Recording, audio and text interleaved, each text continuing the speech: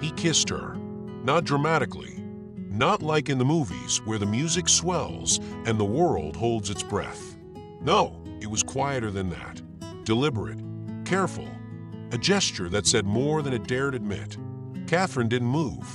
She stood there, still holding the edge of the chipped ceramic cup she brought him, her fingers now warm from something far deeper than tea. His lips had brushed against hers so gently, it might have been a question rather than a statement. And now he was gone. The door hadn't even closed properly when Carol burst in, her scarf trailing behind her like a flag of chaos. She stopped cold at the sight of Catherine, frozen mid-breath. "Why do you look like you've just seen a ghost? Or married one?" Catherine blinked. "He kissed me." There was a beat. Carol tilted her head. "He who?" "Elon." "Elon who?" Catherine's voice was barely above a whisper. "Musk." Carol dropped the 2 paper bags she was carrying. One burst open, oranges rolling across the hardwood like applause. "Wait, you're telling me Elon Musk, the SpaceX Elon Musk, the changing the face of the universe Elon Musk, came into our dusty little shop, bought a jazz record, and kissed you?" Catherine nodded. Carol snorted, then laughed aloud, but not cruelly. She laughed the way people laugh when they can't quite believe something beautiful might have actually happened. Then she looked closer. "You're glowing," she said softly. Like whatever just happened, it wasn't a mistake. But Catherine was already somewhere else, or rather, someone else. She was replaying every moment, every glance, every silence that now seemed to carry a hidden weight. And then, just like that, we go back.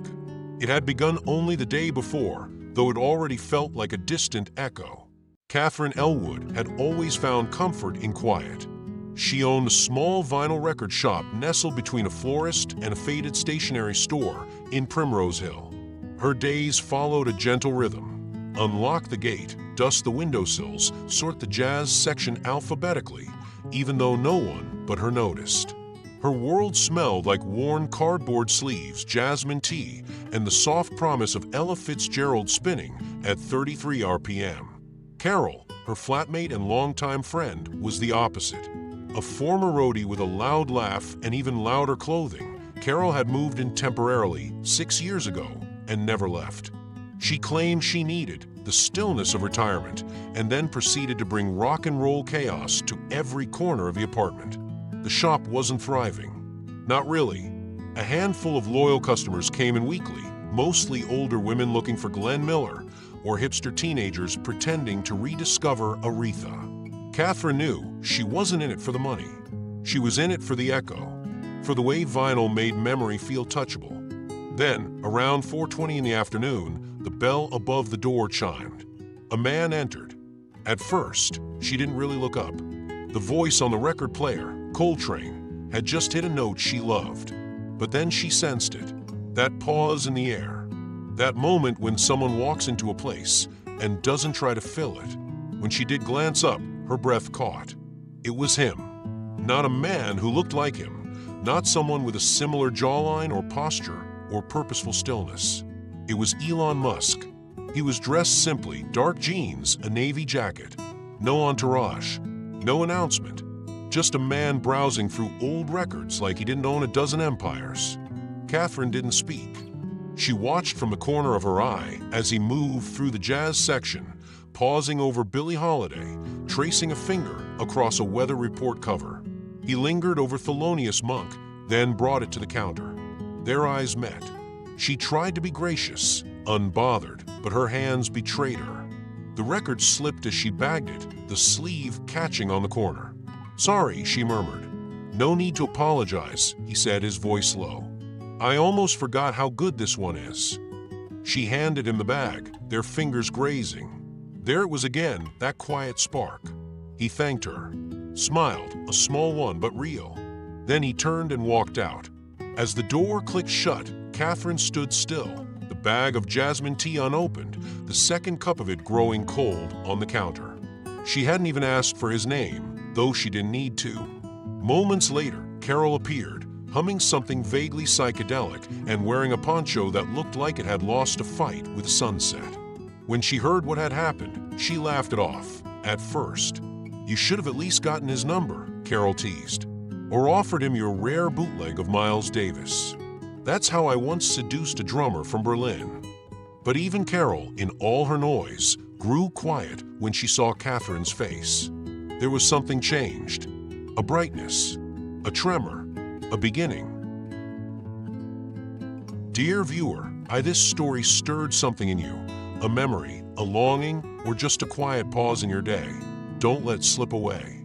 Leave a like if you felt even a flicker of something true, and if you'd like to hear more stories told slowly, with heart, and just enough silence between the words, consider subscribing. Not because it's what everyone says to do, but because maybe, just maybe, you want to keep listening. We'll be here, always with another story. The bottle cracked open with a soft hiss, and Catherine smiled at the familiar scent of pomegranate, tart and sweet, like memory made liquid. She placed it gently in her woven bag alongside a loaf of seeded bread, a wedge of cheese wrapped in paper, and 2 overripe pears. Evening had just begun its descent, tinting the streets of Primrose Hill with that dusky, silvery hue only London knew how to wear. The kind of light that made her feel like she was walking through an old photograph.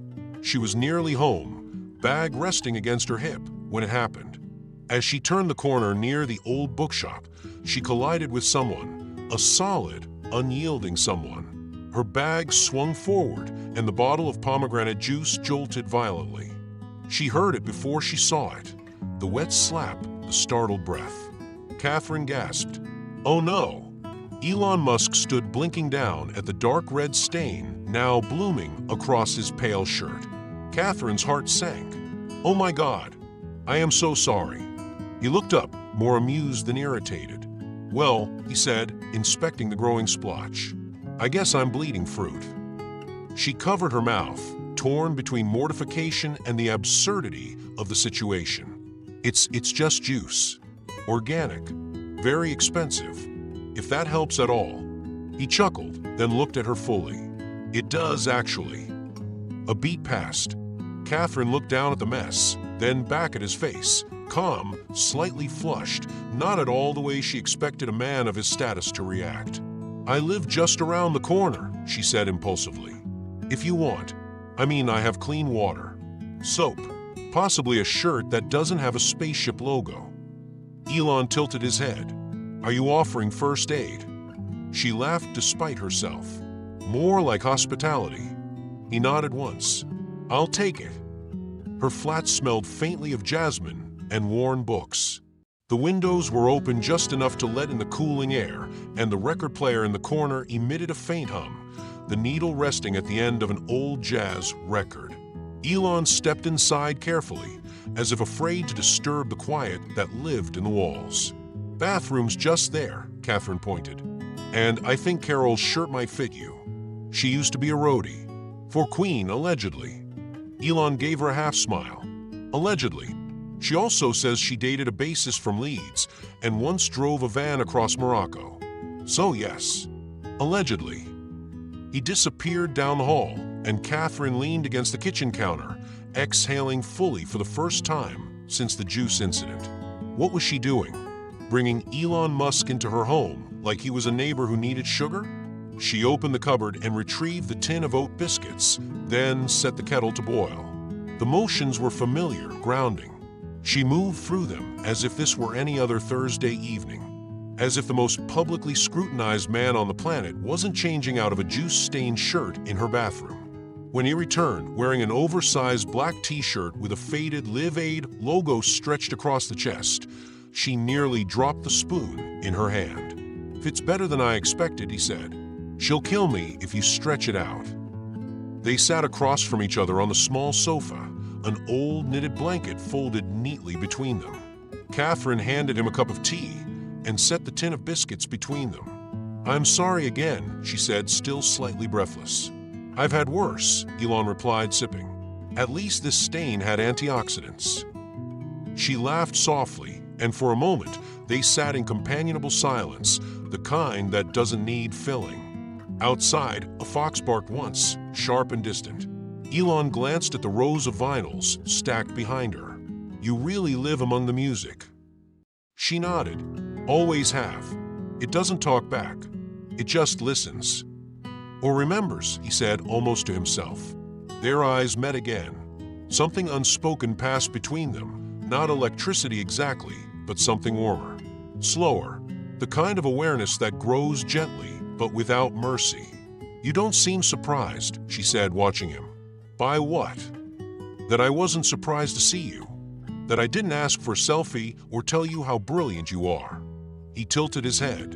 You didn't need to. You're the first person in weeks who's looked me in the eye like I'm still human. Catherine held her cup a little tighter. Do you miss that? All the time. The kettle clicked again in its cradle. Neither moved. Catherine wanted to say something comforting, or perhaps witty, but her tongue felt slow, like her thoughts were walking through thick fog. Then he stood. I should go, he said softly. She followed him to the door, unsure what to say.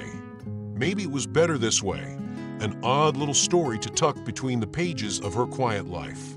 He turned to her just before stepping out, eyes unreadable. And then, without asking, without pausing for permission, he leaned in. His lips met hers, soft, brief, like a single word spoken in a language she barely remembered. She didn't move, didn't resist, didn't even breathe. By the time she registered what had happened, he was already walking down the street, his shoulders hunched slightly against the wind. She closed the door slowly, her heart thudding in quiet disbelief. In the stillness of the room, the record player clicked back to life, the needle slipping into the first crackling notes of a forgotten ballad. Catherine stood alone in her narrow hallway, holding a now-cold cup of tea, and wondering if kisses were supposed to echo like this.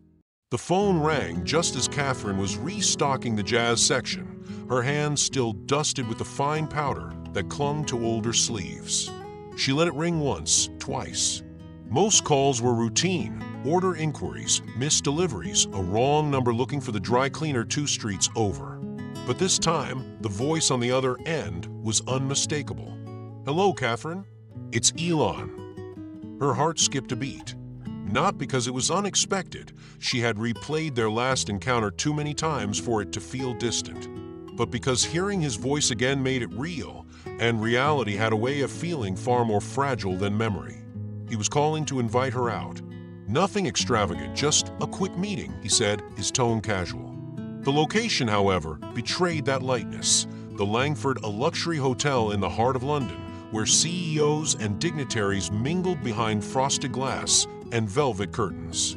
Catherine hesitated, not because she didn't want to go, but because part of her still couldn't reconcile the man who drank her jasmine tea in a borrowed Live Aid shirt with the public figure who belonged to worlds with concierge elevators and silent chauffeurs. But she said yes. The Langford was as she imagined it, quiet in the way expensive things often are, every surface polished to reflect power without saying a word. A young man in a dark suit opened the door for her before she could reach for the handle. She stepped inside, her vintage coat suddenly feeling too plain, her boots too worn. The lobby was bustling, but with a restrained sort of urgency, photographers adjusting their lenses, assistants speaking quietly into headsets. Catherine approached the front desk to ask for Elon, but before she could speak, a woman with a clipboard spotted her. You're here for the press panel, right? You're late. Follow me, please. Catherine was too stunned to protest. Her instincts told her to correct the mistake, but curiosity, or something else she didn't quite name, made her follow the woman through double doors into a small conference room. Journalists sat in neat rows, murmuring to one another. At the front of the room sat Elon. He looked different. Composed, distant, the edges of his expression sharpened by stage lighting. Yet when their eyes met, something unspoken passed between them. He didn't call her out, didn't raise a brow, just gave the faintest, most conspiratorial wink. A handler approached her seat, clipboard in hand. Name and outlet. Catherine's mouth went dry. Clara, Ridgewell. I write for brides and bridesmaids. The woman blinked. We had no confirmation from them. It was last minute. She was waved through. The panel began. Questions about Mars, energy, digital futures. Elon answered smoothly, his voice measured, his gaze wandering only once to Catherine. When her turn came, she stood slowly, heart hammering. "Yes, I have a question," she said, affecting the tone of someone far more confident than she felt. "Given the rise in interplanetary travel, what fabrics would you recommend for zero-gravity wedding gowns?" Laughter rippled through the room. Even Elon smiled, broadly this time. "Something with minimal drag," he replied. "And tear-resistant. Marriages, after all, require durability." More laughter. Catherine sat down, cheeks flushed but triumphant. He had played along. After the panel, Elon met her by the hotel bar. "You handled that well," he said. "I panicked and lied." "Yes, but you lied gracefully. That's an art." She laughed. "Why didn't you say anything? You looked like you were having fun." He ordered them both ginger tonics, then leaned in slightly. "Unless you have another gala of fabricated bridesmaids to attend, would you have dinner with me?" Catherine hesitated, then smiled. "Actually, I was going to meet some friends tonight. You could come, if you don't mind being the least eccentric person at the table." "Unlikely," he said, finishing his drink, "but I'll risk it." They met her friends at a small restaurant tucked away in a side street of Camden, the kind of place with flickering candles in jam jars and mismatched chairs that felt more like someone's kitchen than a dining room. There were 5 of them, all British, all wildly different from one another. Julian, an amateur beekeeper and retired psychologist. Mira, a fast-talking theater director with an allergy to silence. Alastair, who wrote poetry on receipts and refused to own a phone. Penelope, who brought her dog everywhere and dressed like a 1940s librarian. And Robin, Catherine's cousin, soft-spoken but razor-sharp. Elon was quiet at first, absorbing the rhythm of the group. But soon he relaxed. He spoke about design in poetic terms, made Mira laugh until she nearly spilled her wine, and listened to Alastair read 2 stanzas aloud about pigeons and eternity. At one point, Penelope leaned toward Catherine and whispered, "He's oddly normal." "I know," Catherine replied. "It's unsettling." But wasn't not really. She watched him then, the way he sat slightly off-center, not dominating the conversation, but letting it swirl around him. He wasn't Elon Musk in that room. He was just a man trying to understand people who didn't orbit satellites, but feelings. And in that quiet moment, Catherine realized something unexpected. He wasn't trying to impress anyone. He was trying to rest. When the meal ended and they parted ways in the cool night air, Elon walked Catherine down the street toward a waiting car. "They were refreshing," he said. "They're ridiculous, but they're mine." He looked at her, eyes tired but warm. "That's what I like most." She didn't know what to say, so she didn't. Instead, they stood in silence beneath a flickering street lamp, the last laughter of her friends trailing behind them like a familiar song. And then he took her hand, not boldly, but like it had occurred to him only just then. She let him. The night didn't end with a kiss. Just a door closing softly and the sound of her footsteps echoing gently on the sidewalk as she walked home, wondering why her heart felt lighter than it had in years. They walked side by side, the city around them settling into the hush of late evening. The warmth of dinner still lingered in Catherine's cheeks, whether from the wine, the laughter, or Elon's hand brushing against hers as they turned onto her street, she couldn't say. The quiet between them wasn't awkward. It was considerate, like neither wanted to speak too soon and risk scattering whatever delicate thing had started forming between them. At her door, she paused, keys in hand. "You can come up for a moment," she said, unsure if the invitation was bold or cowardly. "I'd like that," he replied. Upstairs, the house was dimly lit. A single lamp cast a golden glow across the living room. Catherine dropped her keys into the bowl and moved instinctively toward the record player. Without asking, she placed the needle gently down onto a weathered vinyl. A quiet jazz tune began to fill the space, something smoky and low, like a voice meant for secrets. "Come," she said softly. "Let's sit out back. It's cooler there." They stepped out onto the small wooden porch. 2 chairs, a view of the neighbor's hedge, and just enough night air to make her wrap her cardigan tighter. They sat. For a while, neither spoke. Then Elon exhaled, long, deliberate. "Do you ever get tired of people needing things from you?" She turned her head toward him, surprised not by the question, but by the weight in his voice. He continued, "Sometimes I don't even know if I'm being spoken to, or to the idea of me. I attend dinners where no one asks about my mother or what kind of music I liked when I was 12. They want launch dates and forecasts. No one asks if I'm tired." Catherine studied him carefully, her chin resting lightly in her hand. "You do look tired," she said quietly, "but not in a way sleep would fix." He laughed at that. Not loudly, just enough for his shoulders to ease slightly. "That's exactly it. In my shop," she said, "people mostly talk about scratches on records and which version of a Bowie album sounds better. No one ever mentions rockets." "Must be nice," he said, looking at her sideways. She nodded. "It is." There was something raw in the way he was looking at her now. Not hungry, not rushed, but curious, grateful, like he'd stumbled into a clearing after walking for miles through fog. "I've missed this," he said. "Not this place, though it's lovely. I mean this, being seen without being examined." Catherine's voice caught in her throat, a tangle of instinct and tenderness. And then, because some silences ache louder than words, she leaned in. Or maybe he did. She didn't know. Their lips met again. But this kiss was nothing like the first, not tentative, not cautious. It was slower, deeper. Not a question this time, but a reply. He placed his hand gently along her jaw, as if she were something fragile. She let her eyes close, the music drifting in from the living room like a benediction. Then, a door slammed. "Bloody hell, do we have any oat milk left?" came Carol's voice from inside. Catherine and Elon broke apart with the startled grace of teenagers caught mid-magic. Catherine scrambled to smooth her hair. Elon chuckled under his breath. Carol stumbled into view from the hallway, barefoot, wearing a t-shirt that read, "I woke up like this and regret everything," and pajama bottoms printed with flamingos in sunglasses. She stopped short. "Oh," she said. "Oh." Elon gave her a small wave. "Nice to see you again." Carol squinted. "Right.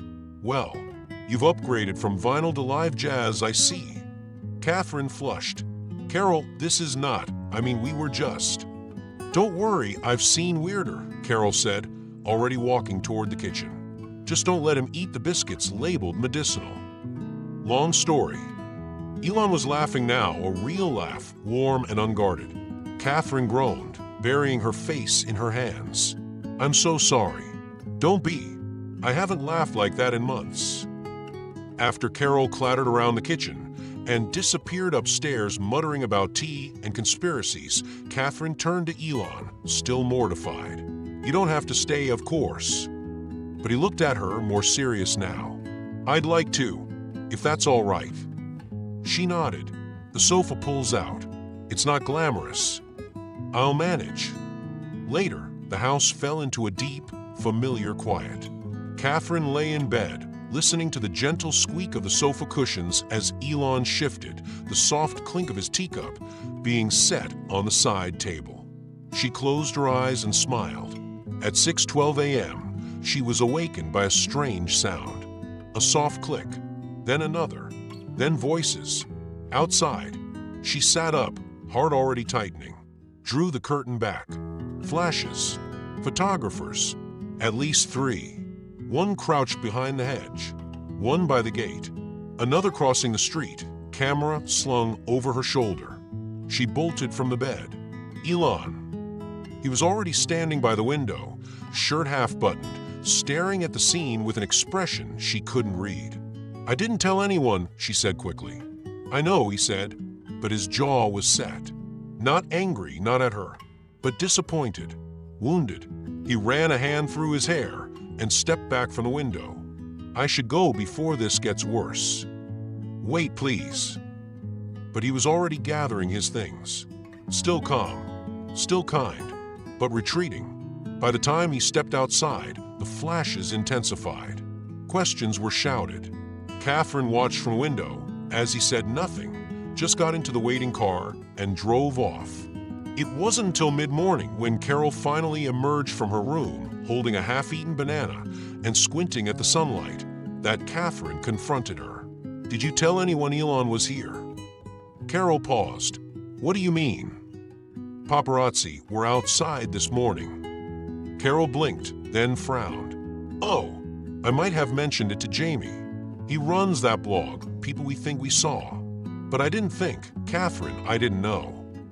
Catherine turned away, her arms folded tightly across her chest. "You didn't have to know. You just had to not say anything." Carol stood frozen in the doorway, banana forgotten in her hand. The jazz had stopped. The record player still spun silently. The silence between them was louder than any argument.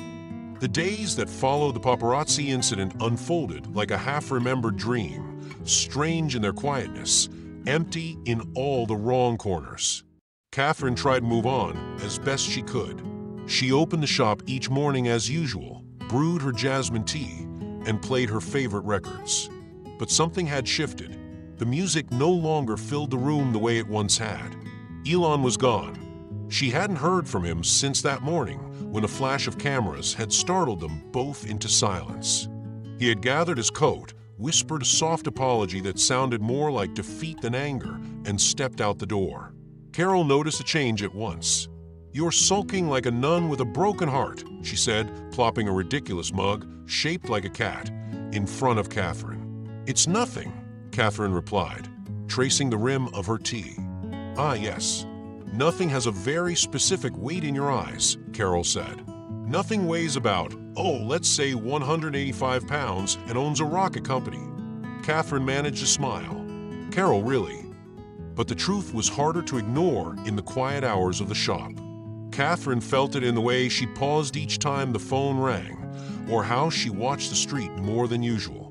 Her dreams had taken on a peculiar quality, filled with half-finished conversations and the press of warm hands she no longer held. Then one late afternoon, the phone rang, and it was him. "Catherine." She froze, tea halfway to her lips. "Elon." His voice was calm, cautious. "I'm in London for a few days. There's something I'd like to show you, if you're up for it." Her first instinct was to say no. The wound was still fresh, still pulsing beneath the surface of her practiced serenity. But then came the other feeling, the one that spoke not from pride but from curiosity, longing, maybe even hope. She said yes. 2 days later, she found herself in the lobby of a sleek glass building that looked like it had been dropped onto London from another planet. The SpaceX insignia glowed faintly in the polished marble floor. People in slim suits walked briskly, holding tablets, talking in low, sharp voices. Catherine stood still in her floral blouse and cardigan, clutching her bag as if it were armor. A young woman with an earpiece greeted her.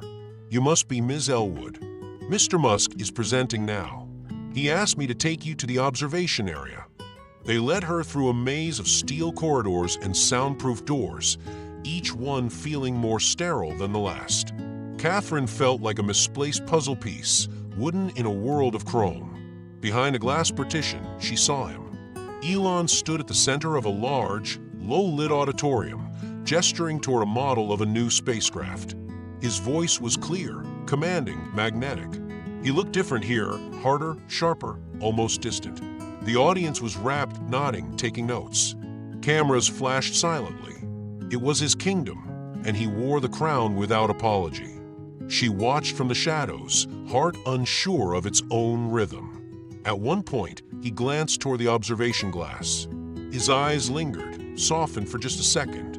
Catherine wondered if he had seen her, or only the shape of someone he hoped would come. She was escorted backstage as the presentation neared its end.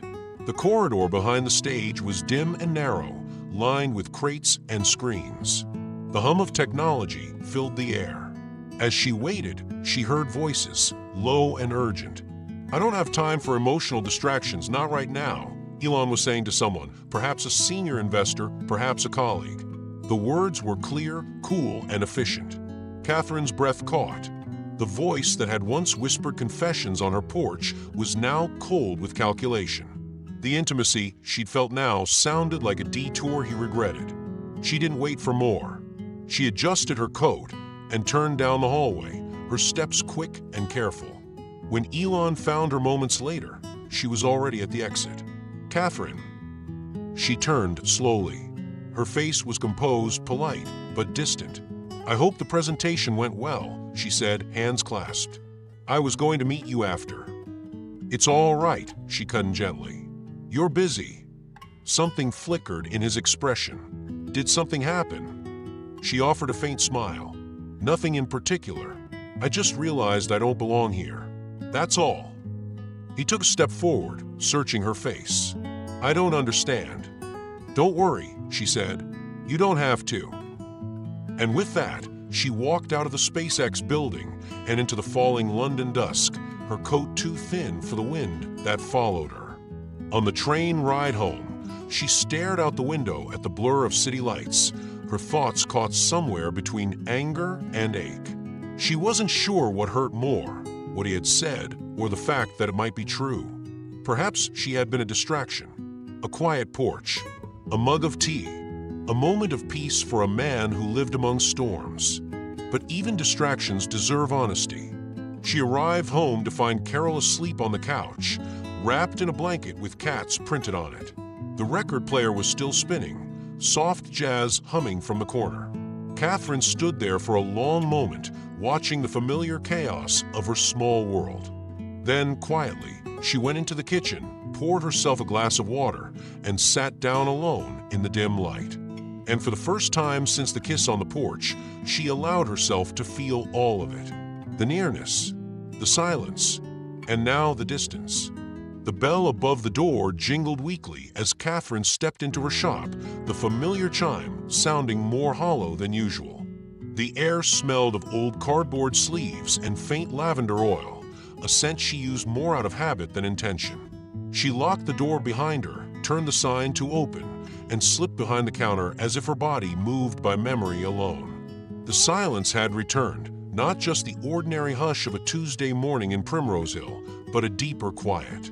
One that sank into the corners of her mind and curled into the space just behind her ribs. Elon hadn't called. He hadn't written. Not even a cryptic tweet that might suggest some fleeting thought of her. The last time they'd spoken, if the exchange in the corridor backstage could even be called that, still played on a loop in her head. The way his brows had furrowed slightly, puzzled by her coldness, unaware of the wound he had unknowingly reopened. Or had he been aware? That part still haunted her. Carol clomped in around noon, wrapped in a shawl that looked suspiciously like a repurposed curtain. "We should take the train to Margate and open a surfboard rental. You could sell old Beach Boys records to nostalgic dads," she offered, plopping down on the velvet chair by the window. Catherine let out a soft laugh, the first in hours. "I don't think the market for vinyl is strong among surfers." "Then we'll start a new trend," Carol said, crossing her legs like a philosopher on mushrooms. But even her antics couldn't shake the haze that had settled over the shop and Catherine. Customers trickled in, mostly regulars who asked for Ella Fitzgerald or Early Dillon. Catherine moved through them with grace, but not sparkle. She had always loved the intimacy of this place, the slow pace, the quiet discoveries. Now everything felt like it was happening 2 beats too late, as though she were moving through the echo of her own life. She sat behind the counter in the late afternoon, tracing the rim of her teacup with a finger. The absence of Elon had become a presence in itself. Not a sharp pain, but something dull and persistent, like a key she had lost and kept reaching for in her pocket out of habit. The media had moved on. After a week or two of speculation and pixelated paparazzi shots, the headlines had grown bored. Elon was busy being Elon, as always, launching rockets, shaping economies, bending time. And Catherine? Catherine sold records to strangers and tried not to wonder what it had all meant.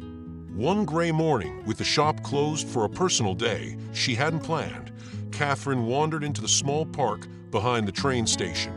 The trees were beginning to blush with the first hints of spring. On a bench nearby, a young man sat cross-legged, headphones pressed tight against his ears. As she passed, a burst of piano spilled faintly from his headphones. Thelonious Monk, the same record Elon had purchased that first day. Catherine stopped walking, unsure why. Something about the moment, the music, the cold breeze, the quiet, reached into her like a whisper from the past. For the first time in weeks, the memory didn't ache. It warmed her, a soft, private warmth, like sunlight through linen. That Saturday, she attended the wedding of an old friend, Alice, a woman who had once stitched the hem of Catherine's skirt in university and had since become a novelist with a cottage in Cornwall. The church was small, the kind with worn pews and hymns that smelled of wood polish and nostalgia. During the ceremony, the groom, a gentle man with laugh lines and a tendency to tear up mid-sentence, spoke of love not as a thunderbolt, but as a quiet arrival. "Love," he said, "is what finds you when you're looking the other way." Catherine blinked hard and stared at the stained glass window. She wasn't crying. Not really. Just a stray tear caught off guard. Later, during the reception, Carol, looking suspiciously radiant and wearing something vaguely Elizabethan, sidled up with a glass of champagne. "I saw your face in there," she said, pointing toward the church. "Like someone had strummed a chord only you could hear." "It was just a beautiful speech," Catherine replied gently. Carol leaned inconspiratorially. "Or maybe," she said, lowering her voice, "you're still hung up on a certain billionaire with bad timing." Catherine didn't answer. She simply looked down at her wine glass, its rim trembling ever so slightly between her fingers. "You deserve someone who touches your soul," Carol added. Then, tipsy and soft-hearted, she squeezed Catherine's arm before skipping away to the dance floor, where she attempted to waltz with the bride's uncle. Catherine stood alone beneath the paper lanterns strung across the courtyard. Music drifted from the speakers, old standards and newer ballads, but none of them settled in her chest like they used to. Or perhaps it was that they settled too much, too easily. She turned her face to the night sky.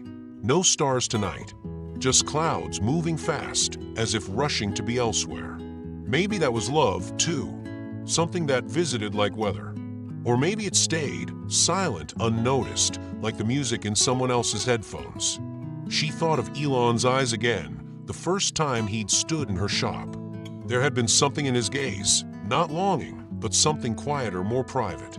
Recognition, perhaps, the kind that takes a while to name. Back in the shop the next day, she found herself staring at the record he had once held in his hand. Thelonious Monk. She brushed her fingers across the album's edge and smiled, just slightly, just enough. Perhaps some echoes don't need answers. Only quiet, only time. The bell above the shop door gave its familiar chime, a soft, metallic ring Catherine had heard 1,000 times. But this time, it sliced through the air with a weight she couldn't explain. She looked up from the stack of records she was pricing and froze. Standing in the doorway, backlit by the gray glow of a late London afternoon, was Elon. No security detail, no entourage, no black car idling at the curb. Just him.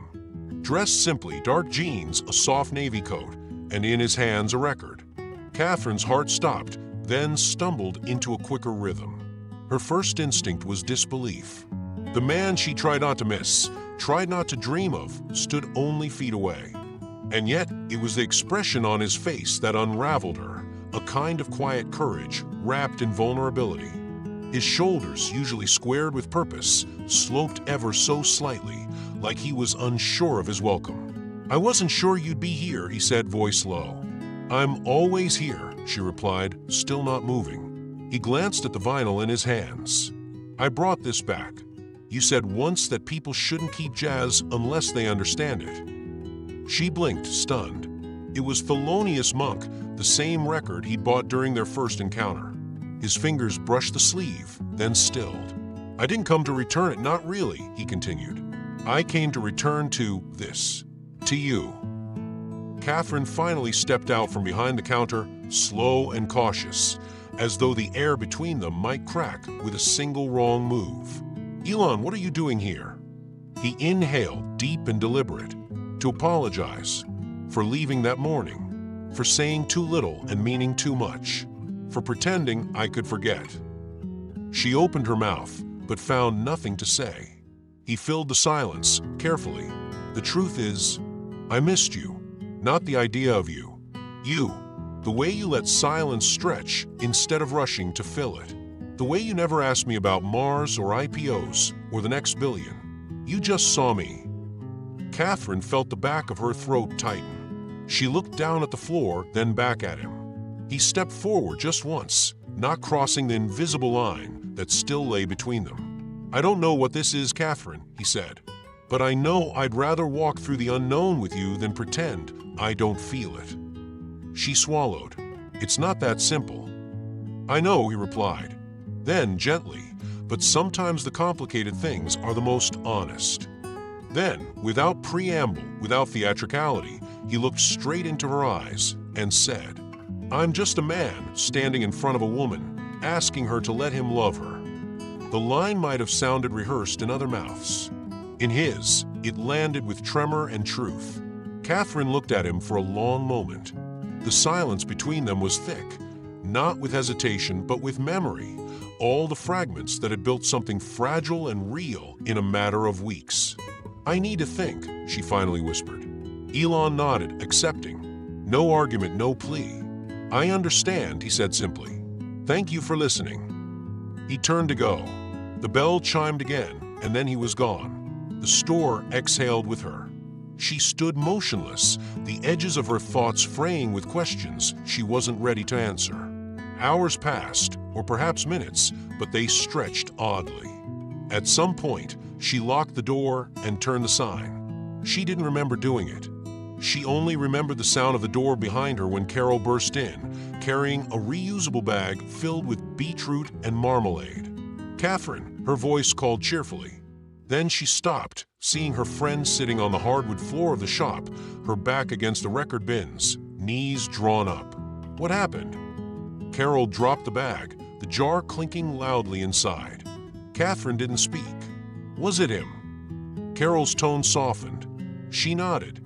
Did he say something awful? Something rich and oblivious? Catherine shook her head. Her voice, when it came, was barely a whisper. He said he missed me. Carol raised both eyebrows. And he said he wanted to love me. Carol blinked. Then, surprisingly, her smile faded. For the first time since Catherine had known her, the woman who made sarcasm her native tongue looked uncharacteristically sincere. Sweetheart, she said, crouching beside her. You're going to regret it if you let him go. Catherine's mouth tightened. It's not that easy. I didn't say it was. I said you'd regret it. They sat in silence. The overhead lights buzzed faintly. Somewhere in the back, a vinyl cracked with static on a forgotten turntable. Catherine closed her eyes and saw Elon's face again. Not the man on magazine covers, but the one sitting in her kitchen, sipping tea he didn't finish. The one who had asked for nothing except to be seen. The one who now stood in her doorway with nothing but a record in his hand and a truth in his mouth. She pushed herself up from the floor. Carol stood, startled. Where are you going? I don't know. Catherine grabbed her coat, didn't bother with her bag. The air outside hit her like a cold splash, not cruel, but bracing. She started walking fast, with no destination. Her feet hit pavement without plan. She scanned every street corner, every cafe window. Her heart beat louder than the sounds of traffic. Elon was somewhere in this city, somewhere close. She had no address, no phone number, no idea where he stayed when he wasn't building empires. But something inside her had snapped back into place, not because she had certainty, but because she had finally admitted she didn't want to live with what-ifs. She ran, not like in the movies, not gracefully, not dramatically. Just a woman chasing what she wasn't ready to lose. Somewhere in the evening, the city opened just wide enough to give her hope. The phone slipped twice from Catherine's hand as she dialed number after number, her voice growing more frantic with each unanswered ring. Outside, the rain had started to fall in thin, persistent sheets, not a storm, but the kind of London drizzle that soaked everything in quiet urgency. Have you seen him? She asked Leo, a mutual friend who sometimes worked in local event security. I might have, he said after a pause. Last night, Marylebone, that boutique hotel across from the Jazz Cafe, looked like he was headed in with a team. Catherine barely said thank you before grabbing her coat. Carol was already pulling on a wool hat, a comical blend of leopard print and knitted cherries. "You're not going alone," she declared. "Someone's got to make sure you don't faint or start quoting Rumi in front of a billionaire." They rushed down the wet steps and hailed a cab, jumping in as the driver muttered about the traffic. The city seemed to have conspired against her urgency. Horns echoed, pedestrians dawdled under umbrellas, and red lights glared down with deliberate slowness. In the back seat, Catherine's hands were ice. She twisted them into her coat sleeves as Carol rehearsed imagined dialogues aloud. "Tell him you're the Eleanor Rigby of his heart. No wait too sad. Maybe, if music be the food of love, press play." Catherine shot her a look. Not helping. "Oh please, you're lucky I didn't bring a boombox." The ride dragged on like a suspenseful symphony with too many pauses. When they finally pulled up to the discreet, ivy-covered entrance of the hotel, Catherine nearly tripped on the slick pavement. Inside, the air smelled of polished wood and quiet wealth. A concierge in a crisp gray suit looked up. "Elon Musk?" Catherine asked breathlessly. The man blinked. "He's in the Oak Room. Press conference. It's already started." Without waiting for more, Catherine darted past, her boots clicking on the marble floor. Carol followed behind, muttering, "Well, this is one way to get famous." The hallway narrowed, sound beginning to rise as they approached a set of double doors. Catherine paused for half a second, her heart pounding in her throat. Then she pushed the door open. The room was dim but alive, flashes from camera bulbs, soft murmurs, the low hum of ambition. Rows of journalists sat before a long table where Elon sat at the center, flanked by advisors and PR staff. He looked composed, his voice calm as he answered questions about SpaceX's new environmental initiatives. Catherine stood frozen in the back of the room, barely able to breathe. She wasn't sure what she'd expected. Maybe a smile. Maybe that he would somehow feel her enter. But he didn't look her way. Not at first. Then a journalist near the front, an older man with silver hair and a notebook worn like a passport, leaned forward. "There have been rumors, Mr. Musk, that your recent visits to London weren't entirely professional. Something about Primrose Hill and a woman with a record shop?" The room shifted almost imperceptibly. A subtle hush beneath the noise. Elon hesitated. It was less than a second, but enough for Catherine to feel it like a gust through a cracked window. She stood up, her voice steadier than she expected, echoing gently from the back of the room. "Do you still collect records or just absences?" A collective inhale spread through the room. Heads turned. Some recognized her from photos that had briefly circulated before the story died down.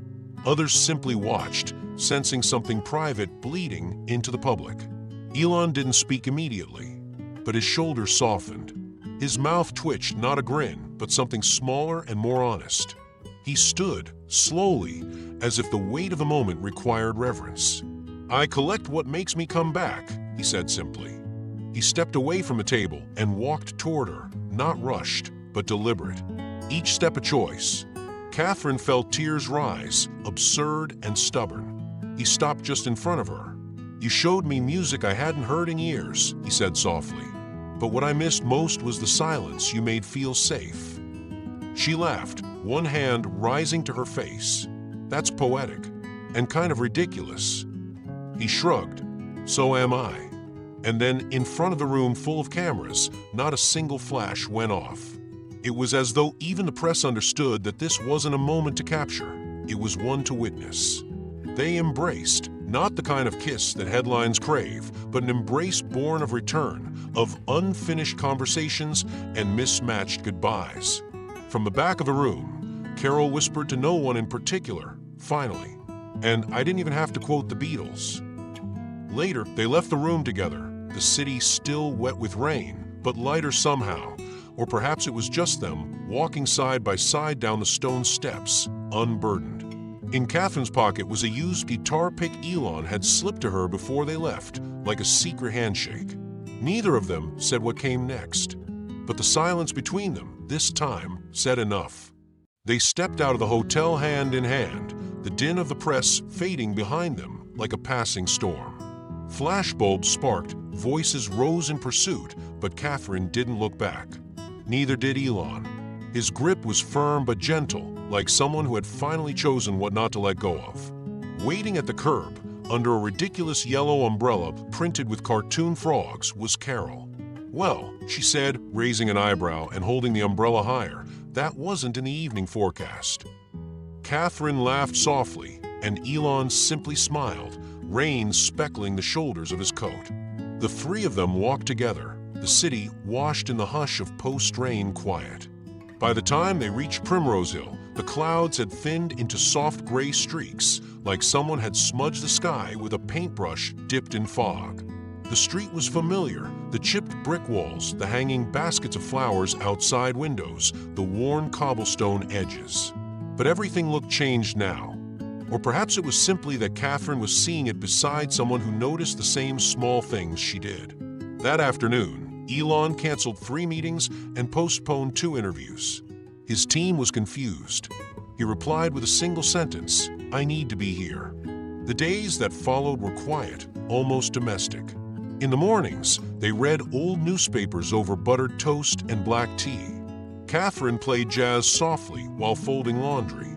Elon surprised her by remembering where she kept the sugar, or which mug she used for jasmine tea, the one with the tiny blue flowers faded from years of washing. Catherine, in turn, took him by the hand and led him into her world. They walked slowly through the park where she liked to sit and write notes on napkins. She took him to the shop that only sold handmade hats, where the owner called her "my Wednesday poet."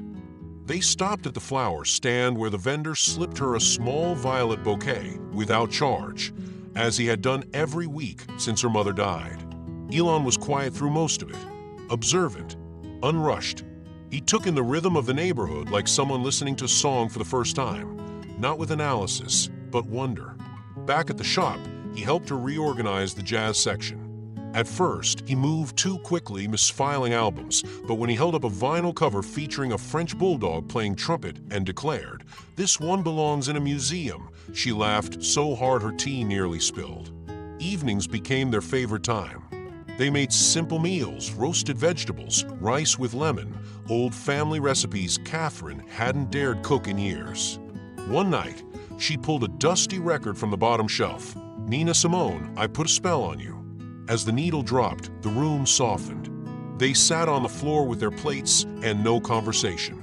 There was no need.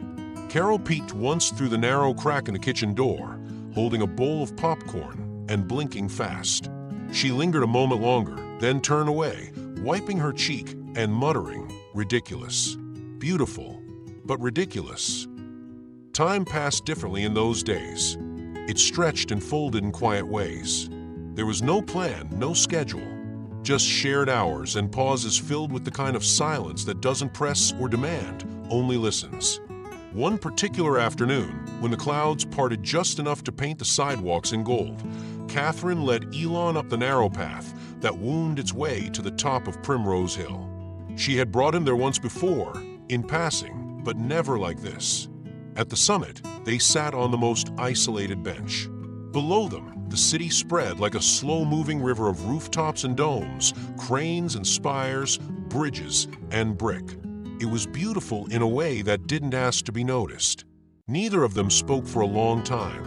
Birdsong carried on the wind, and the laughter of a child somewhere down the hill rippled up like a memory.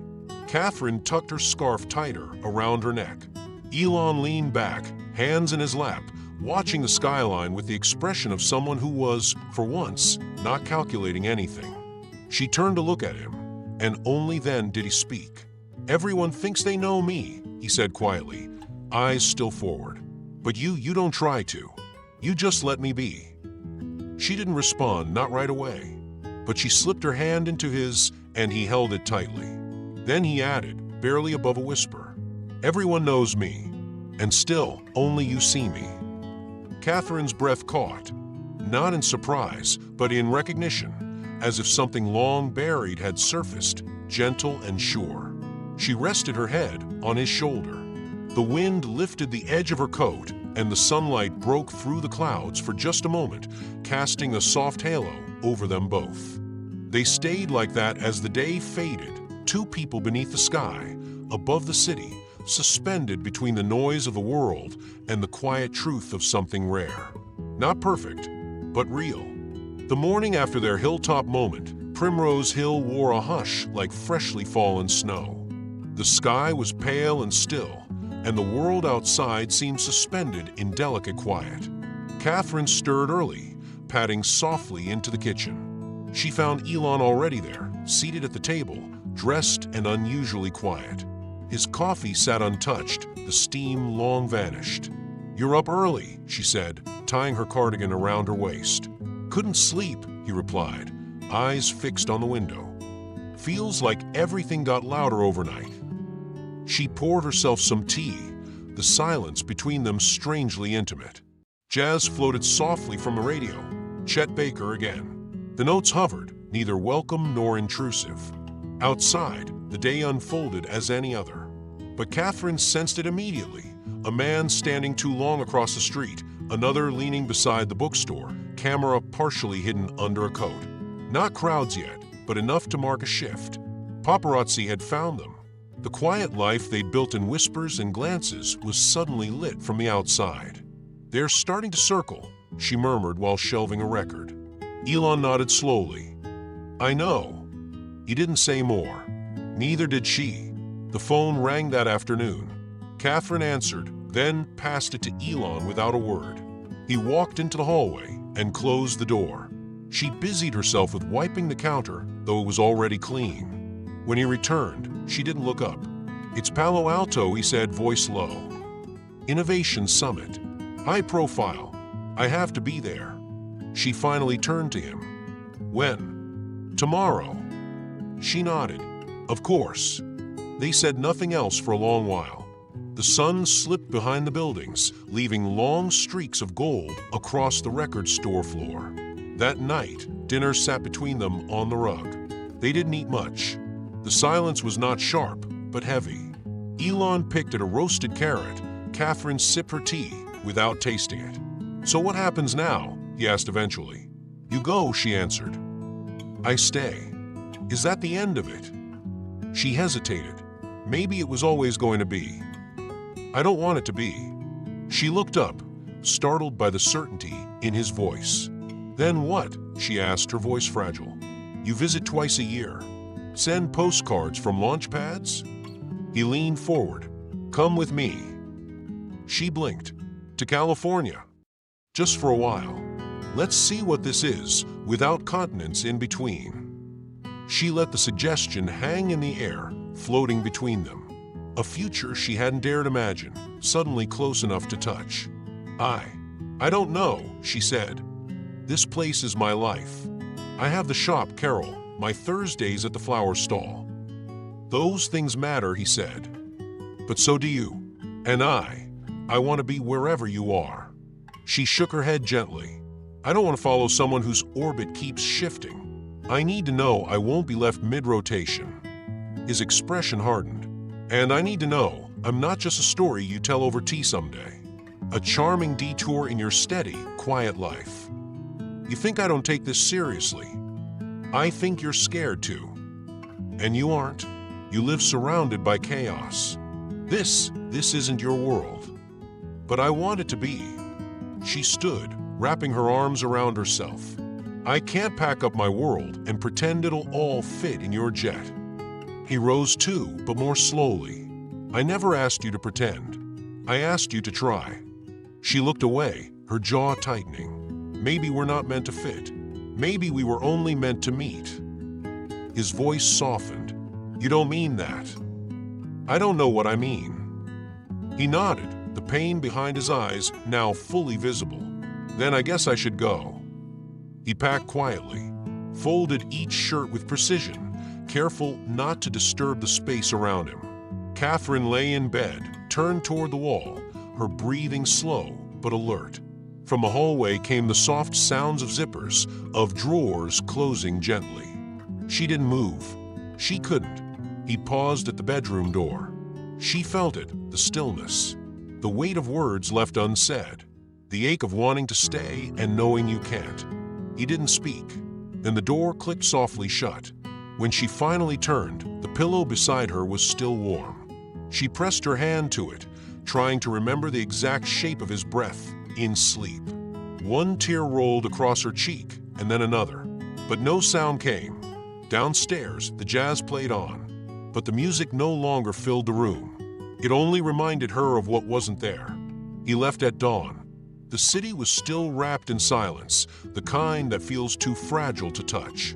Catherine didn't rise when she heard the door close. She remained in bed, eyes wide open, watching the ceiling as if it could offer an answer or a map or a reason. She had known he would leave, but knowing didn't soften the hollow that had opened in her chest. When she finally got up, feet cold on the wooden floor, the flat felt unfamiliar, as if Elon had taken the air with him. She moved through the rooms like someone newly blind, hands grazing door frames, pausing at familiar corners that suddenly felt foreign. Then she saw it, leaning against the record player, resting neatly by the needle arm. A note.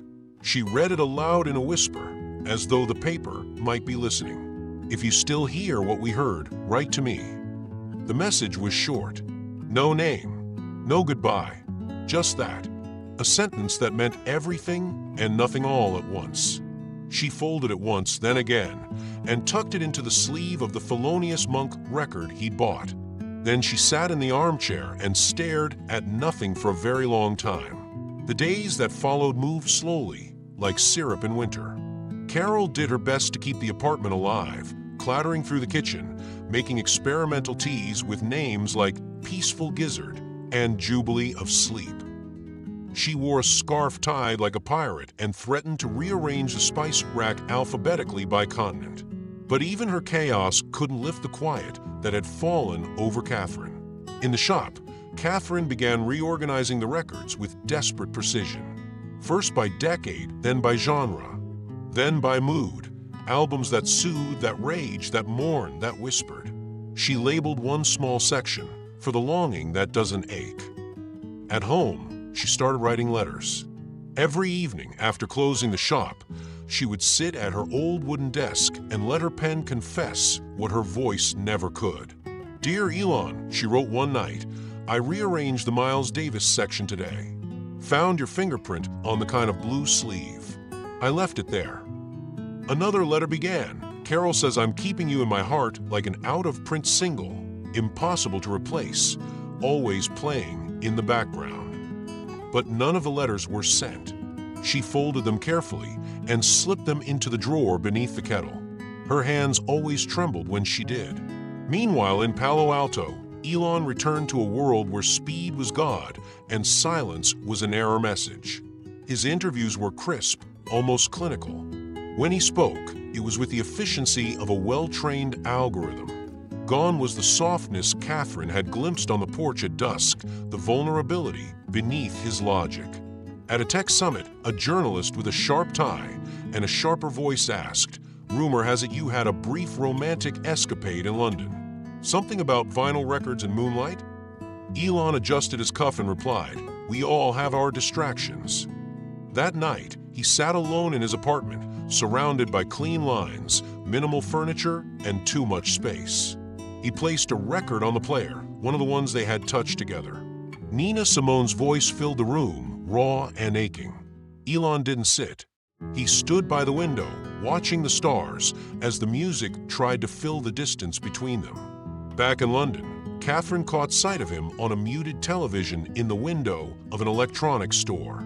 A news broadcast mid-interview, the ticker running beneath, Musk announces Mars relay timeline. He looked tired.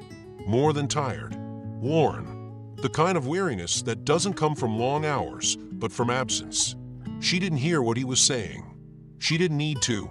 Later, a woman came into the shop, wearing a coat the color of dried plums and a brooch shaped like a bird. "I'm looking for a song," the woman said, "the kind that understands beautiful missing." Catherine tilted her head. Fadu. Yes, that's it. There's a word they use. What is it? Saudade. The woman smiled. That's the one. Do you have anything with saudade in it? Catherine handed her an old record, the sleeve soft with age, the title handwritten in Portuguese. After the woman left, Catherine locked the door and stood in the middle of the shop, surrounded by hundreds of voices frozen in vinyl. She looked at the note he'd left, still tucked in the sleeve. If you still hear what we heard. She went home, sat at the desk, and opened her laptop. She didn't look at the unsent letters. She didn't rehearse. She just began. Elon, you once said that no one talks about silence. But silence has been loud lately. I hear it in the space beside my pillow, in the way the door clicks shut at night, in the records that don't sound the same anymore. I don't know what your world looks like right now. Maybe it's crowded with voices. Maybe it's empty. Maybe you've moved on. I don't know. But I do know this. The quiet between us wasn't empty. It was filled with something true, something rare. I'm not asking for a promise or a plan, only honesty. If you still hear what we heard, write back. Catherine. She hovered over the send button. Her fingers shook. Then, softly, finally she pressed it. And this time, she didn't look away. The door clicked shut behind him, but the house didn't welcome him. Elon stood in the entryway of his Palo Alto home, the walls stark with silence, the sterile light offering no warmth. His suitcase dropped beside the console table. Without removing his coat, he walked straight to the desk and opened his laptop. Hundreds of emails waited. Investors, engineers, board members, all demanding attention. But one subject line stopped him. No bold letters. No flagged urgency. Just, still listening. He opened it before he could second-guess himself. Still listening. Still feeling. That was all. No greeting, no signature. But he knew. The weight of her words hit harder than any algorithmic curve or mission delay ever had. They were spare but full, as though every silence between them had been distilled into 2 quiet sentences. He closed the laptop. Within the hour, his jet was fueled and waiting. No press release, no entourage. He left with nothing but a coat, a copy of the book she once mentioned, Letters to a Man Who Never Returned, and the hope that she meant what she wrote. During the flight, Elon reclined with the book open across his lap. He wasn't reading it so much as rereading Catherine's voice in his memory. That night when she recited from memory under the blanket, quoting, "Love doesn't leave, it learns to linger where it was welcomed." He traced that line again with his eyes. Then he closed the book. The sky outside was a soft purple, London welcoming dusk as the plane descended. By the time the car dropped him off at the corner of Regent's Park Road, the lamplight had just begun to warm the streets. The air was chilled but not unkind. The storefront of Ellwood Vinyls looked exactly the same, aged wood, golden lettering, one corner of the window fogged slightly from the inside. He pushed the door gently. It creaked in that familiar, slow way.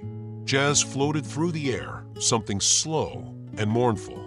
Chet Baker. The turntable was spinning softly, its sound uneven, like breath in a quiet room. Carol was curled in a faded armchair near the back, glasses slipping down her nose, asleep with one booted foot dangling off the side. Elon smiled faintly at the sight of her. The room smelled of old paper, sandalwood, and orange peel. But Catherine wasn't there. He stepped quietly to the counter. There, stuck to the register with a piece of aging tape, was a yellow post-it. Volto já. Fui ao jardim secreto. He read it twice, then smiled. She didn't need to say where. He stepped back out into the dusky evening, breath visible in the air. His shoes tapped against the stone walkway with purpose. Primrose Hill was mostly deserted at this hour. The last joggers were retreating, and couples were making their way down from the summit. But Elon wasn't going up. He followed the worn path to the left of the hill, past the iron gate with the broken hinge, down to the tucked-away garden where the city always seemed to hold its breath. There she was. Catherine sat on their bench. Not reading, not distracted, just there. her coat pulled tight around her, scarf tucked in at the neck, fingers curled around the edge of the seat. She turned when she heard his footsteps and smiled, not in surprise, not in relief, but with the kind of smile that says, "Finally." Elon slowed as he approached, breath fogging the air. He didn't speak. He didn't have to. He sat beside her. For a moment, neither of them looked at the other.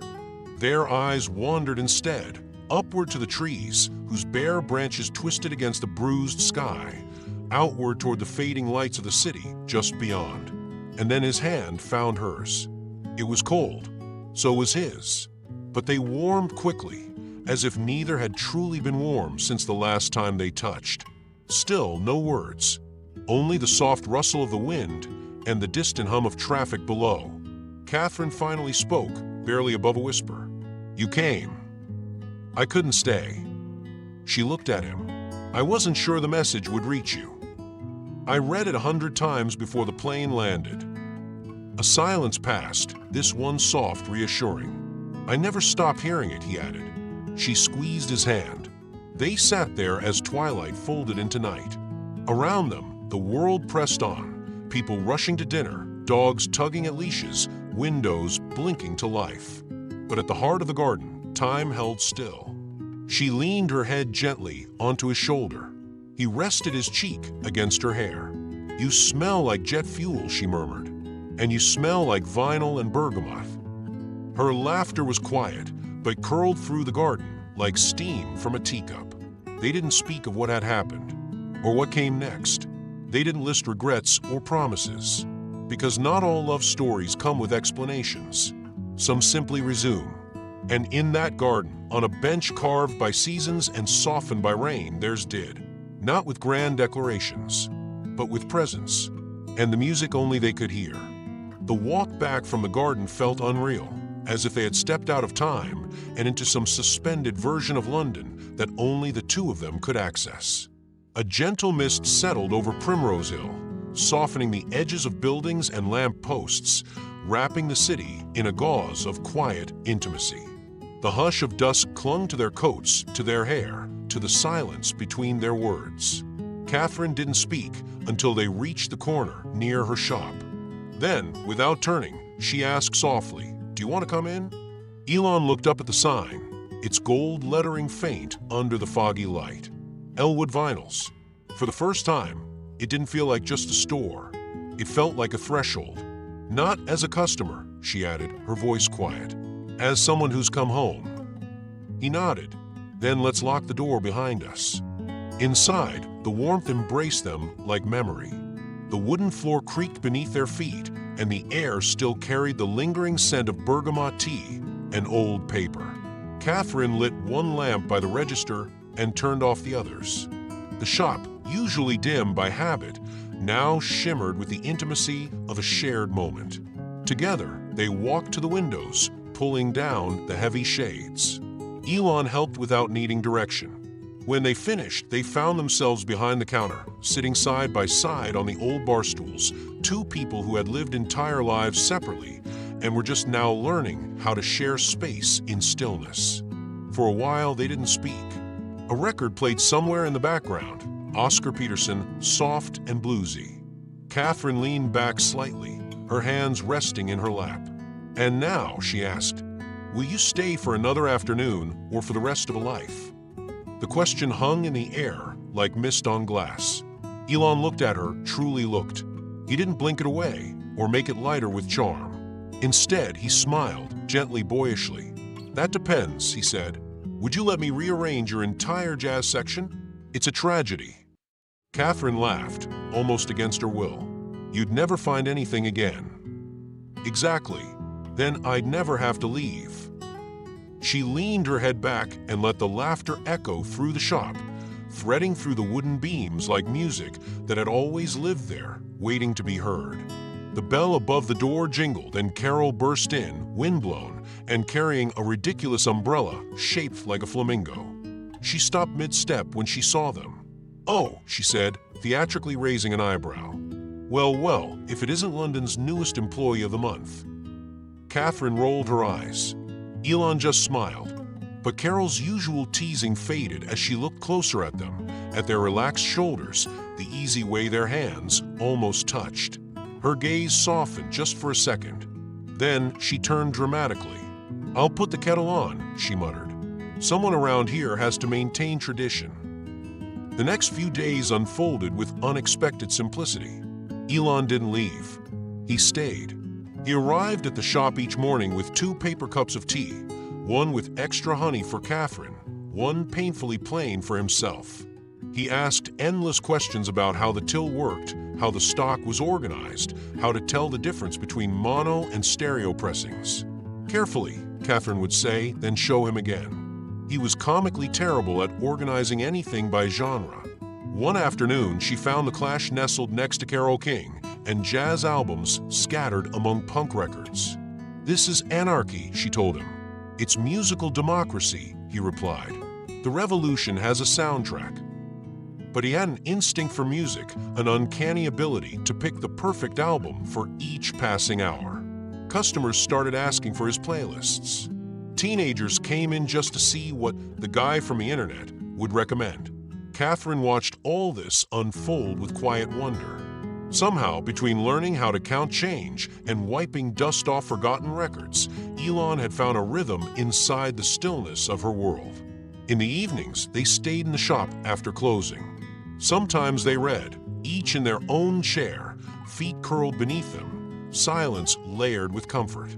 Other times, Catherine would read aloud, choosing stories from dog-eared paperbacks that smelled of summer rain and long train rides. One night, while Elon sorted through a new box of donated LPs, Catherine noticed a small notebook poking out of his coat pocket. She didn't ask.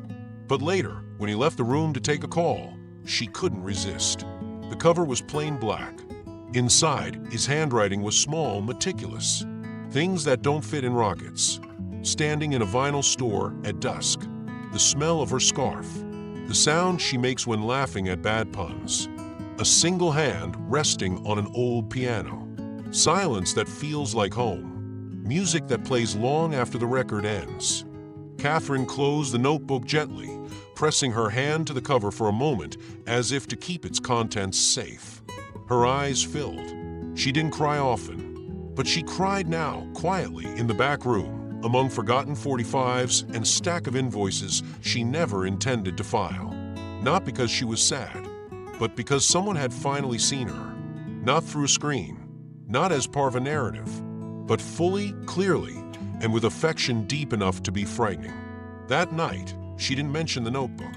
She simply handed Elon a blanket, and they sat on the floor, leaning against the record shelves, sharing leftover pastries and stories that had never been told aloud before. He didn't ask to leave, and she didn't ask him to stay. Because sometimes the best decisions aren't spoken, they're made quietly, in the space between words. Just like music. And they, for now, were still playing.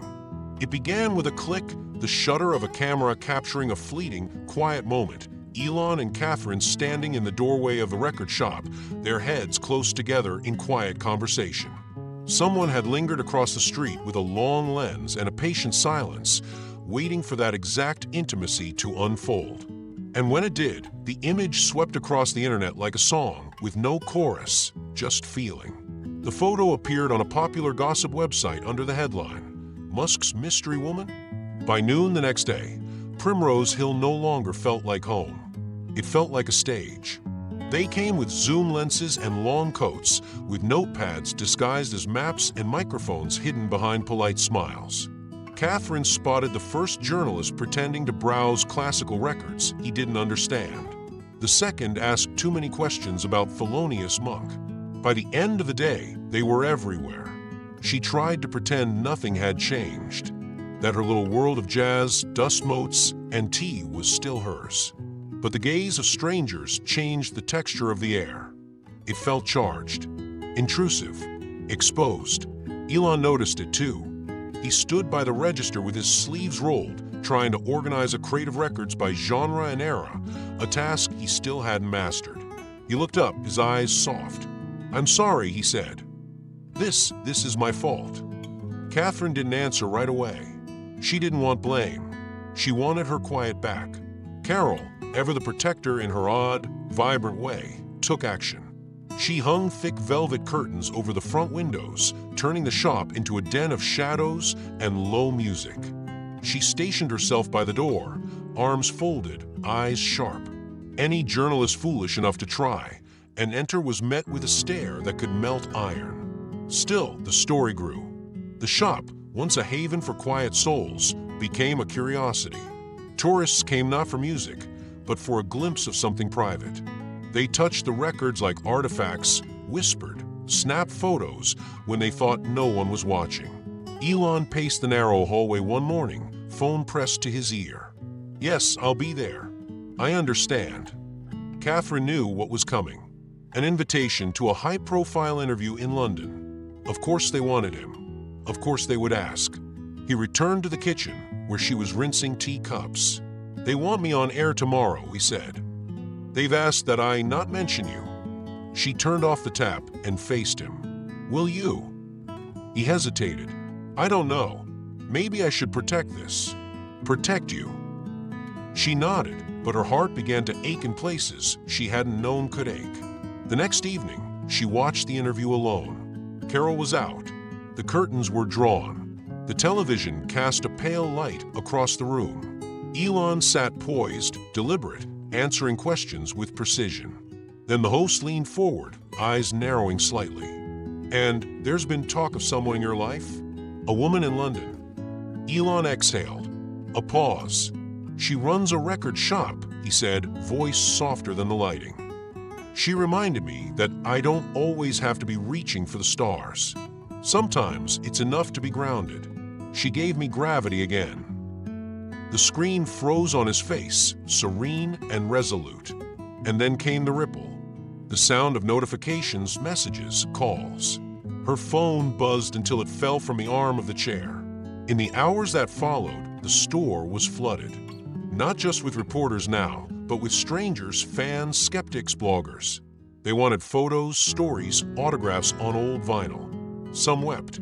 Some speculated. All intruded. Catherine tried to smile, to nod politely, but inside she was unraveling. That night, she and Elon sat on opposite sides of the sofa. Nina Simone played on low volume, her voice a smoky lament. "It's too loud now," Catherine finally said. Elon turned toward her, his brow furrowed. "I know. I feel like a song everyone is playing too fast, too often, without listening." He reached for her hand. She pulled it back gently. "I can't be half yours and half the world's," she whispered. His face changed just slightly. The quiet devastation of understanding. He nodded, then stood, walked to the coat rack, slid into his jacket without a word. At the door, he paused, looking at the shadows of the store he had come to cherish. "I never wanted to split you," he said. "Only to be near whatever made you whole." Then he left. The chime above the door rang once, and the silence that followed was not peaceful. It was hollow. Catherine sat still, not crying, just listening to what wasn't said, to what was lost in the noise. And upstairs, Carol, watching through the curtain, didn't speak either. For once, she didn't have to. The bell above the shop door gave a soft chime as a breeze rolled in, but no one entered. Catherine didn't look up. She had heard a dozen times that day, and it had always been the wind. The shop had returned to its usual rhythm, quiet, patient, unhurried, but something invisible had shifted. She stood behind the counter, sorting through a stack of jazz records, her movements careful and slow. Each album cover held a story, and she traced them as though she were rediscovering parts of herself. The store was no longer buzzing with whispers about Elon Musk. The crowd had moved on, but left behind a residue, a silence with edges. Carol walked in from the back room, drying her hands on a dish towel. Her usual entrance was loud, theatrical even, but today she moved with gentleness. "You seemed more whole when he was around," she said, voice low, without judgment. Catherine didn't respond right away. She placed a Coltrane record back in its sleeve and aligned it neatly with the others. "I did," she finally said, "but now I know I'm whole on my own, too." There was no bitterness in her tone, only something that resembled understanding. Carol nodded and walked past, giving Catherine a light pat on the shoulder. Across the ocean, Elon Musk sat in a sleek office in Palo Alto, staring at a spreadsheet without reading a single number. He had buried himself in work, interviews, strategy meetings, investor briefings, all delivered with mechanical precision. When journalists asked about London, he answered with vague platitudes. He avoided personal questions as if they were traps. Yet in quiet moments, he would pull out the small black notebook Catherine once teased him about. The entries had slowed, each one shorter, hesitant, as if he feared that writing too much would make her absence more permanent. On some pages, he simply drew lines, intersecting curves, repeating loops, as though trying to sketch out a solution he hadn't yet found the words for. Back in London, Catherine picked up her old guitar for the first time in years. The wood was slightly warped from time, the strings needed tuning, but it still fit in her hands like a memory that had never quite faded. She played in the back of the shop, soft chords, half-forgotten melodies. Music had always been her language, her refuge. One afternoon, as she was dusting off the display shelf, a customer walked in. An elderly woman with snow-white hair and a walking stick. Her voice trembled with age, but not with doubt. "You're Catherine Ellwood, aren't you?" she asked. Catherine nodded. "Years ago, you played a song, one you wrote yourself. Something about windows that never close. Would you play it again?" For a moment, Catherine hesitated.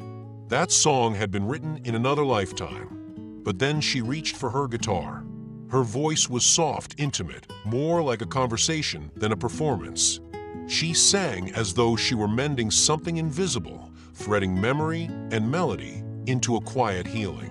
The woman listened with closed eyes, a small tear trailing down her cheek. That night, Catherine closed the shop and lit a single candle in the window. She brewed jasmine tea and sat in the armchair with her guitar on her lap, not to play, but just to hold it. A few days later, Carol was reorganizing the jazz section when she found something peculiar, an envelope tucked inside the sleeve of a Coltrane record. "For you," Carol said, handing it to Catherine with raised eyebrows. "From someone who never labels his emotions." Catherine opened it with careful hands. The handwriting was unmistakable. "If one day longing plays a familiar track inside you, know that I haven't given up." There was no name, no signature. Just that line, nestled inside the album they once argued over in the quiet of an evening. Catherine pressed the letter to her chest. Then she walked to the front of the shop and flipped the sign to "Closed." She didn't explain anything to Carol, who simply waved her off and said, "Go. Be wherever you need to be." She made her way to Primrose Hill, the sky heavy with the promise of rain. The park was nearly empty. She climbed the familiar path to the bench, their bench, and sat. She didn't expect anything. She hadn't packed a bag. She just needed to be in the place where something true had lived. Elon didn't come that day, nor the next, but Catherine returned anyway. Each visit felt like a quiet pilgrimage.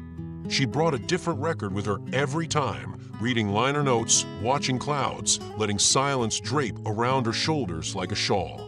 The city moved on around her. Tourists walked by. Dogs barked. The light changed. Still, she waited, not in despair, not in hope, but in recognition. Some stories didn't end. They simply paused, holding their breath, waiting for the next chord. And until then, she remained with the records, with the memories, with the things that stay even when people go. The morning unfolded in a hush, wrapped in a silvery chill that clung to the windows of the record store like a faded dream, not quite ready to disappear. Catherine moved through the stillness with muscle memory, unlocking the door, flipping the sign, switching on the lamp by the front counter. The light glowed soft and amber, like breath caught in time. She pulled her cardigan tighter around her as she unpacked a crate of new vinyls that had arrived that week. The familiar weight of the records was strangely comforting, until, tucked between two albums, she noticed something that didn't belong. An envelope, cream-colored, with no stamp, no name, no mark at all, except her own trembling hand now holding it. She hesitated for a moment before opening it. Inside was a single sheet of paper, folded with care. And on it, in a handwriting she knew better than her own reflection, were the lyrics to a song she hadn't heard in years. A love song, but not just any love song. Their song. She didn't remember ever telling him about it, not in words. Maybe it was one of the nights they spent in silence, music playing low in the background, the lyrics slipping between them like candlelight on old wood. Maybe it was the night he'd reached across the table and turned the record over with reverence, saying, "This track, this one feels like you." Tears rushed forward before she could stop them. It wasn't a polite tear, a single drop down the cheek. It was everything she had stored in her chest since the first goodbye. She left the shop as it was, the door unlocked, the bell above it chiming after her, like a wind chime calling back the past. She didn't think, she simply ran. Through the narrow streets, past the familiar bookshop with its crooked display, through the iron gate that creaked even when freshly oiled, past the bare trees that held secrets in their branches, toward the one place that still held breath from something that might have been love, the garden. She turned the final corner. Empty. The bench sat beneath its usual tree, quiet and waiting. But the wood was dry, suspiciously dry, as if someone had only just been sitting there. Her breath caught. A trace of warmth lingered in the air, or maybe that was just her own foolish hope. She sat anyway. Waited. Nothing. She stood, heart sore, and walked home. As she turned the corner to her own street, she slowed. There was something different about the house. A quietness to it, yes, but also a stillness that wasn't lonely. Carol was on the front step, sipping tea from the mug that read Disaster and Darlings. She looked up, her mouth twitching in a small, wise smile. "He came by," Carol said gently. "Not long ago. Said he'd wait until today." Catherine blinked. "Wait here." Carol nodded, then stood up and walked past her, placing a hand briefly on her shoulder. "Go on then. Some stories don't like to be paused too long." Catherine opened doors slowly. There, in her modest living room, stood Elon. Not the version of him seen on screens and magazines. Not the man with headlines at his heels or spacecrafts under his name. Just him. He stood by the turntable, holding an old record in his hands. The same one she had shown him once when they talked about how certain songs make you feel like you've lived another life inside them. He looked up. "Hi," he said. "Hi," she whispered. He took a breath. "I thought maybe I missed my chance. Maybe I broke something I couldn't fix." She couldn't speak. Her hands were trembling. He held up the record. "I found this in a shop in Brussels. Remember? You said if I ever saw it again, to grab it before it slipped away." She nodded barely. His voice softened. "Catherine, can I still be just yours? No press, no promises I can't keep yet. Just yours?" It was then that her body moved before words could catch up.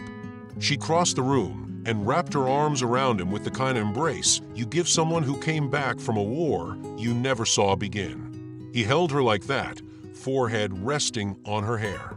They stayed there for a long time. Later that afternoon, the light outside grew golden as they moved about the kitchen together, chopping onions, boiling water for tea, arguing softly over how much garlic was too much garlic. Everything felt ordinary and utterly sacred. He had canceled his meetings. His calendar, for once, was a blank page. "I want to live in a place," he said as they set the table, "where time walks barefoot." She smiled, placing 2 chipped plates on the table, "and where silence sings along." He nodded. "Yes, exactly that." As the record spun in the background and the scent of roasted tomatoes filled the air, there was no more need for long speeches. No grand declarations. Just the quiet understanding that whatever came next, they would meet it, not with perfect answers, but with honest presence. In the space where questions used to echo, there was now only the music. And 2 people who had learned the beauty of saying yes, quietly but completely. Elon's publicist had been insistent. The press conference in London had already been arranged, the invitations sent, the journalists gathered. It wasn't optional. He stood in front of the mirror that morning, tying his tie with more deliberation than usual. Catherine watched from the hallway, leaning lightly against the doorframe, a teacup warming her hands. "You'll go?" she asked, her voice low, uncertain. Elon nodded, then turned toward her. "Yes," he said. But not alone. That was how they found themselves hours later, stepping into a grand hall filled with the shimmer of flashbulbs and the hum of anticipation. The air buzzed with whispers and shifting cameras. Reporters held notebooks like shields. Some glanced at Elon's expression, calm, focused. Others whispered about the woman who entered quietly behind him, taking a place at the back. Catherine stood tall, her posture composed, her hands folded lightly in front of her. She wore a deep navy coat over a simple dress, her hair pinned back. She didn't try to hide. The moderator introduced Elon, and the questions began, first about spaceflight, AI developments, infrastructure projects in emerging markets. Elon answered each with practiced ease, but his voice lacked its usual fire. There was no gleam in his eye when he spoke of engines or payloads. He sounded competent, intelligent, distant. Then came the question they'd all been circling. A journalist near the front, young and bold, leaned into the mic. "Mr. Musk, there have been rumors about a relationship forming in Primrose Hill. Do you care to comment on that?" The room held its breath. Elon didn't answer immediately. He scanned the audience, eyes moving past heads and shoulders until they landed on Catherine. She didn't flinch under the sudden attention. Instead, she gave him the smallest, most invisible of nods. He exhaled. "Yes," he said, the words soft but clear. "There's truth in that." A rustle spread through the audience, fingers tapping screens, cameras shifting. Elon continued. "Sometimes," he said, his voice steadying, "the greatest act of innovation isn't creating something new, but allowing something true. Allowing yourself to be loved." The hall went still. He looked again at Catherine. Without prompting, she began to walk, her steps slow, unhurried, her face unreadable except for a quiet resolve. The crowd parted around her. Elon extended his hand as she neared. She took it. No words were exchanged. No smiles forced for the cameras. Only a touch, gentle, unshaken. A man who had led rockets into the sky and a woman who filed vinyls by moonlight stood together, not as spectacle, but as presence. The journalists looked on, unsure how to react. Some snapped photos. Others simply lowered their notepads. What was happening in front of them didn't fit their columns. Elon spoke again.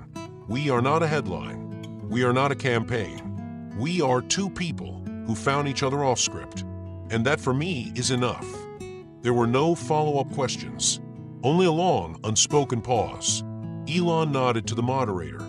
Then, with Catherine's hand still in his, he stepped off the stage. They exited through a side door, away from the lights and murmurs. Outside, the city waited. They didn't speak right away. They walked slowly, side by side, her arm now looped through his. The wind teased a lock of her hair loose, and he gently tucked it behind her ear. "That was brave," she murmured. He looked at her. "Not as brave as coming back to the garden." They passed a cafe, a bakery, a little girl chasing pigeons with a red scarf trailing behind her. London pulsed around them, but inside their bubble, time unraveled at its own pace. "Do you think they believed you?" she asked after a while. Elon smiled. "Does it matter?" She tilted her head. "Maybe not." A cab drove by, splashing through a shallow puddle.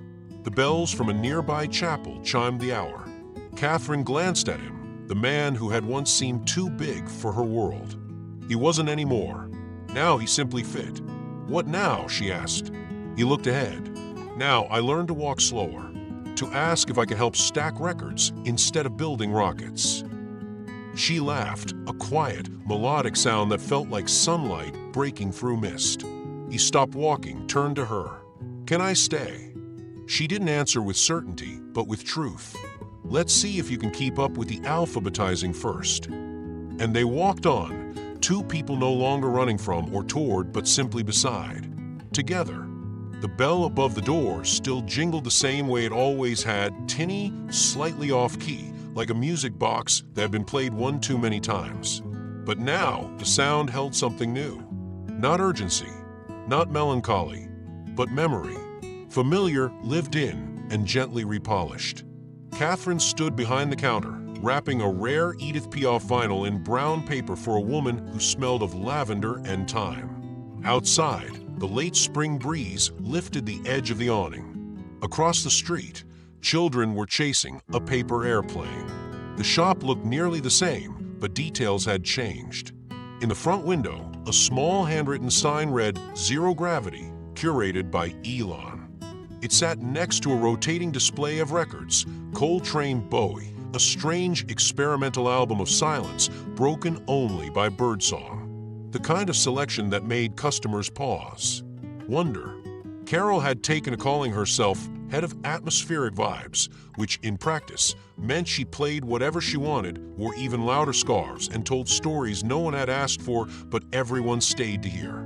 Teenagers who once laughed at vinyl now gathered to ask about Miles Davis and Patti Smith because Carol made them sound like legends who had once asked her to hold their coats. Which, in at least 2 cases, was true. Elon had traded boardrooms for back rooms, Palo Alto for Primrose Hill. These days, he spent more time writing than building, notes, ideas, questions. A quiet rebellion against the machinery he'd once fed. His presence was not a headline anymore. In the neighborhood, he had simply become the man who sometimes forgets the East. His sourdough attempts were legendary in their failure, but no one minded. Especially not Catherine. Their home was still above the shop, still full of records and mismatched mugs. But now it breathed with new rhythm. On weekends, friends spilled into the small garden behind the store where a newly planted apple tree stood crooked and hopeful. They said it would take years to bear fruit. Catherine liked that. Some roots, she said once, need to take their time. He had asked once if they should name the tree. She said no. Some things were better unnamed, better just felt. Sometimes Catherine would slip away in the afternoon, find the sunniest corner of the shop, and pick up her guitar. Her voice, once shy even in solitude, had grown warm around her. She wrote songs that felt like whispered letters to someone just down the street. Customers asked if the music playing was a rare recording. Catherine just smiled. Elon gave talks now and then, quiet ones, invitations only. His speeches were different, less about velocity, more about stillness. He often said, space is important, but there's also the space between 2 people when no one's speaking, and that might matter more. Once, a journalist followed him to the shop, hoping for a quote, maybe a photo. Instead, they ended up buying a record and leaving with a poem scribbled on a napkin. Elon never told Catherine what it said. Not all transmissions, he said, are meant to be broadcast. Carol had unofficially adopted a street cat who refused to leave. The cat, aptly named Cassette, lived on the back windowsill and blinked at customers like they were background noise in a very long track. Carol insisted it brought luck. Elon joked it brought fleas. Catherine called it family. One morning, Catherine found a scribbled phrase in Elon's notebook. He arrived with rockets. He stayed for the silence. She didn't ask. She didn't need to. Instead, she wrote her own line beneath it. And in the silence, we grew a world. Time in Primrose Hill moved differently now. Slower, but not stagnant. Just intentional, like a jazz solo that dances in its own tempo. The store never turned into a sensation, and that was the point. It became something better, a refuge, a place where people came not to buy, but to remember, or to feel, or to sit by Carol and listen to a story that may or may not have involved Bowie eating a peach on a train. On a gray-blue afternoon, Catherine and Elon sat once again on their bench on the hill. They didn't speak. They didn't need to. Her hand found his, like it had always belonged there. The wind curled around them like a curtain pulled softly shut. Below, the city stretched out, a breathing mosaic of people, noises, horns, and laughter. Somewhere nearby, a jazz record crackled through an open window. The notes carried through the air, skipping once, then catching rhythm again. It was a tune they both knew, not because it had words, but because it had weight, presence. Elon tilted his head. Do you hear that? Catherine nodded. That's the sound of something staying. He smiled. Not wide, not for show, just honest. In a world obsessed with what moves fast, what breaks, what trends, this was a moment made of staying, of choosing stillness, of holding hands even after the song ends. And sometimes the quietest finales leave the loudest echoes. Dear viewer, now it's your turn. Did this story remind you of a moment, a person, or even a song? Share it in the comments below. I read every one, and they always stay with me.